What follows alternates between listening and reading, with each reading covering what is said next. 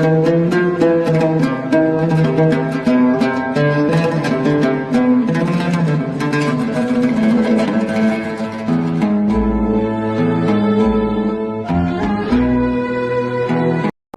3ds Max এ আমরা select and link and unlink কিভাবে করব সেই জিনিসটি আমরা আজকে দেখব।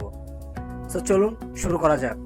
এটি হলো মূলত আমার 3ds Max 2018 ভার্সনটি ইন্টারফেস, এবং গত টিউটোরিয়ালগুলোতে আমরা 3ds Max এর ইন্টারফেস সম্বন্ধে বিস্তারিতভাবে আলোচনা করেছিলাম, এবং আজকে যে বিষয়টি আমরা আলোচনা করব সেই বিষয়টি হলো আমাদের 3ds Max এর কন্ট্রোল প্যানেল। এবং পূর্বের যে টিউটোরিয়ালগুলোতে ছিল সেই টিউটোরিয়ালগুলোতে আমি 3ds Max এর যে কন্ট্রোল প্যানেল সেই কন্ট্রোল প্যানেলের 5টি ট্যাব সম্বন্ধে আমরা বলেছিলাম। তার মধ্যে একটি হলো create, modify, hierarchy, motion, display and utility. এবং ঠিক এই ক্রিয়েট যে ট্যাবটি রয়েছে সেই ক্রিয়েট ট্যাবের আন্ডারে আরও 7টি ট্যাব আমরা দেখতে পাচ্ছি, এবং তার মধ্যে একটি হলো geometry, shape, light, cameras, helpers, space works and systems. এবং ঠিক এই আমার জিওমেট্রি ট্যাবের আন্ডারে আমার আরও রয়েছে বেশ কয়েকটি ট্যাব বা অপশন, যেগুলো হলো standard primitives, extended primitives, compound object, particle systems, patch grids, body objects, doors, nurbs surface, windows, AEC, extended point, cloud objects, dynamic objects, stairs, alembic, VRay and safety. তো ঠিক আমি যদি স্ট্যান্ডার্ড প্রিমিটিভস এর উপরে আমার রেখে আমি যদি আরো দেখি যে এখানে স্ট্যান্ডার্ড প্রিমিটিভস আরো 10টি বেসিক জিওমেট্রি শেপ দেওয়া রয়েছে, যেগুলো হলো box, sphere, cylinder, torus, teapot, text plus, cone, geosphere, tube, pyramid and plane. এবং এখানে একটি জিনিস আমি বলে রাখি, 3ds Max সফটওয়্যারটি যেমন তার ওজনের দিক থেকে ভারী, তেমন ঠিক কাজের দিক থেকে ভারী। এবং এটি এমন একটি সফটওয়্যার যে সফটওয়্যারের মাধ্যমে আমরা একই সাথে 3D modelling, animation, exterior design, interior design, character modelling এবং ভিএফএক্স এর কাজ সহ যাবতীয় কাজ খুব ডিটেইলিং ভাবে আমরা সম্পাদন করতে পারি। এবং আমরা যদি এই 3ds Max সফটওয়্যারটির উপরে আমাদের ক্যারিয়ারটাকে এস্টাবলিশ করতে চাই, তাহলে অবশ্যই সফটওয়্যারটির ডিপ লেভেল পর্যন্ত আমাদের জ্ঞান থাকতে হবে। এই টিউটোরিয়ালগুলো খুবই মনোযোগ সহকারে আমাদেরকে দেখতে হবে, কেননা এই টিউটোরিয়ালগুলো এমনভাবে সাজানো যাতে একজন মানুষ 3ds Max এর বেসিক থেকে অ্যাডভান্স পর্যন্ত নিজের স্কিলটাকে হায়ার আপ করতে পারে। সো আমরা অবশ্যই এই টিউটোরিয়ালগুলো খুব মনোযোগ সহকারে দেখব।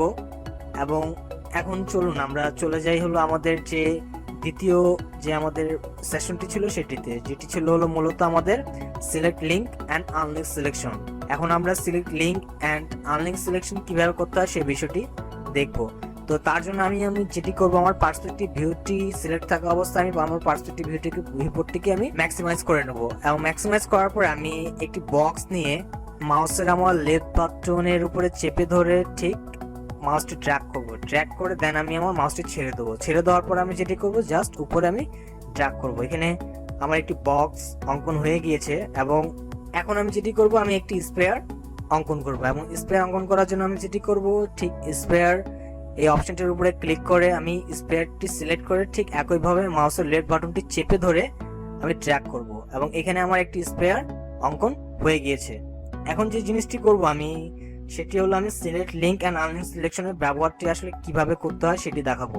তার আগে আমি বলে রাখি যে এখানে আমার বক্স এবং যে আমার স্পেয়ারটি রয়েছে এই দুটি হলো আলাদা আলাদা অবজেক্ট। আমি যদি এক্স অ্যাক্সিসটি ধরে যদি এটিকে মুভ করি তাহলে এটি মুভ হচ্ছে, ওয়াই অ্যাক্সিস ধরে যদি মুভ করি তাহলে এটি স্বতন্ত্রভাবে বা ইন্ডিভিজুয়াল ভাবে এটি মুভ হচ্ছে।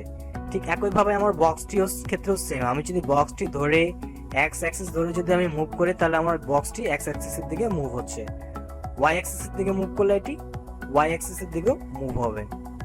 বাট আমি চাচ্ছি যে না, এই দুটি জিনিস একই সাথে এক হয়ে থাকবে, এবং আমি যে কোনো একটি অবজেক্ট যদি মুভ করি তাহলে আমার সাথে সাথে দ্বিতীয় অবজেক্টটি ওটার সাথে আমার মুভ হবে। সো এটি করার জন্য আমাকে যেটি করতে হবে, আমি আমার স্পেয়ারের উপরে সিলেক্ট করে আমি সিলেক্ট অ্যান্ড লিঙ্ক এই অপশনটির উপরে ক্লিক করব। এবং এই অপশনটির উপরে ক্লিক করার সাথে সাথে আমার মাউসের যে কার্সরটি রয়েছে সেই কার্সরটি কি হয়েছে, চেঞ্জ হয়ে গিয়েছে। এখন আমি যেটি করব, আমার মাউসের লেফট বাটনটি চেপে ধরে ঠিক আমার বক্সের উপরে গিয়ে ছেড়ে দেবো। ছেড়ে দেওয়ার পরে আমি বক্সের উপরে একটি ক্লিক করব। ক্লিক করার পরে এখন এই দুটি আমার লিঙ্ক হয়ে গেছে পরস্পরের সাথে। এখন যদি আমি আমার বক্সের এক্স অ্যাক্সিস ধরে আমি যদি মুভ করি তাহলে আমার একই সাথে আমার স্পেয়ারটিও মুভ হচ্ছে।